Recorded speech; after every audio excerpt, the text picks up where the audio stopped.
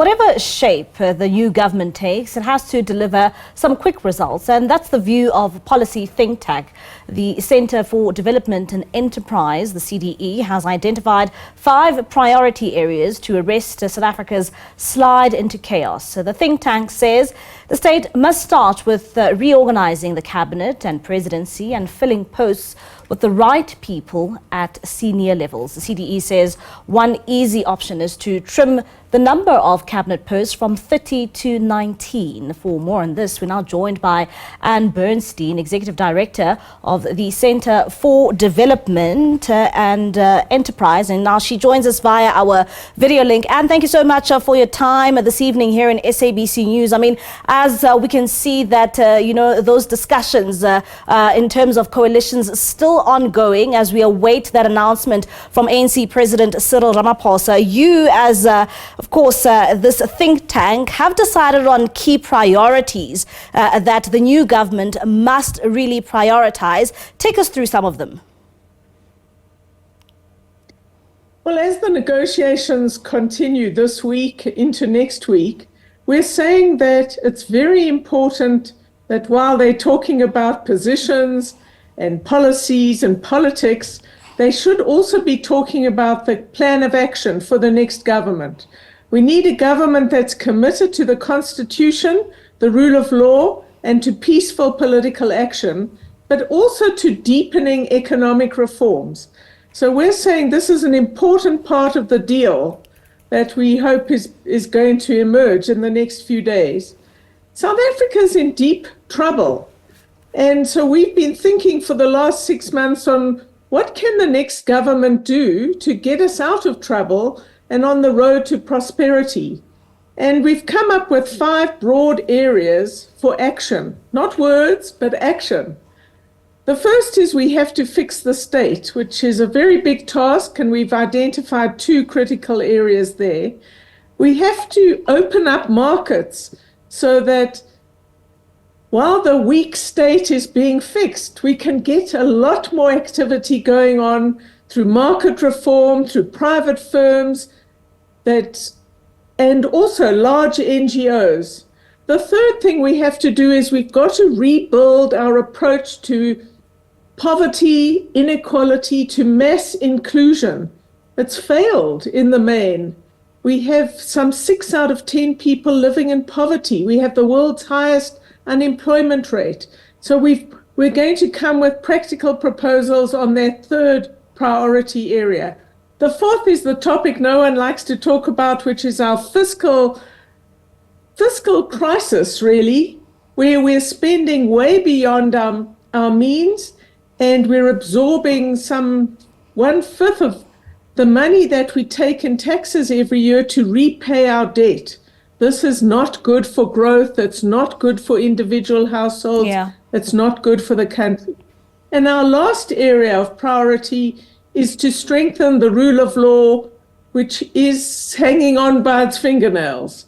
And there we've chosen to look at how to strengthen the quality and independence of the judiciary through reform of the Judicial Services Commission. And we also need to accept that the NPA has failed to deal with enormous criminal activity in both the public and private sector for a long time now. It needs to be reinvigorated, a totally independent institution, and we need to do a lot of work to get the prosecutions we need and to get some big crooks in jail. And something that Those are our 5. Yeah, and something that you also touch on is something that has been going on for quite some time now. And, especially the former ANC government had prioritized and promised to the nation that they would prioritize cutting and trimming down of the cabinet. And you are saying that the cabinet needs to be trimmed down from 30 to 19. And now that we find ourselves in coalition talks with other various political parties, and of course, if you are saying that it needs to be trimmed down, how possible is this when these political parties are negotiating amongst themselves to take up these positions? Well, we're releasing the first action document in our series next week on exactly that, how to reorganize the presidency and the cabinet. We need to streamline decision making. And the new president needs to resist the temptation to hand out lots of positions in a cabinet to deal with coalition partners or whatever happens. This makes decision making very unwieldy, and it's one of the reasons why we've been taking such bad decisions in the last sort of 6 to 10 years. So we're saying there are important changes that need to be made, and we're putting a proposal on the table, I'm sure for heated debate, which shows how you could cut from 30 cabinet ministers today to some 19. And all the people we've been talking to, former civil servants, experts, academics, they're all saying the same thing, that the cabinet isn't working well, and we need to take some pretty drastic decisions on how to get a much more effective cabinet organized around the priorities of the next government to actually get results. And now that we're still on the issues around coalitions, I mean, we are expecting, the ANC president to make some sort of formal announcement in terms of the decisions being taken by the ANC NEC. What type of coalition do you think South Africa is in need of right now? Well, the organization I represent is a non-party political organization. But what I can say is that this is a historic moment, a fork in the road for the country. We're in deep trouble, but if there is real leadership, we could get people who are committed to a very different South Africa based on the Constitution, the rule of law, and deepening economic reform and social reform, if the leaders play in terms of the national interests and not party political interests. So we've been saying the president of the 6th administration should have been doing this for a long time. He told us he was scared to break, he didn't want to break his party, but we're saying South Africa has to turn the corner now. This could be a very important moment to put us on a better path to prosperity for everybody, but it could go badly.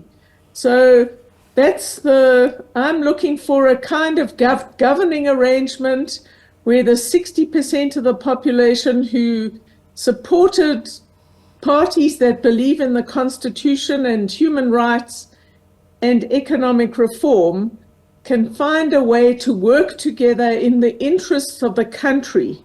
If we don't do that, the vicious spiral of decline that the country is on, stagnant growth for the last 15 years, deep poverty, terrible unemployment, very high crime rates will continue.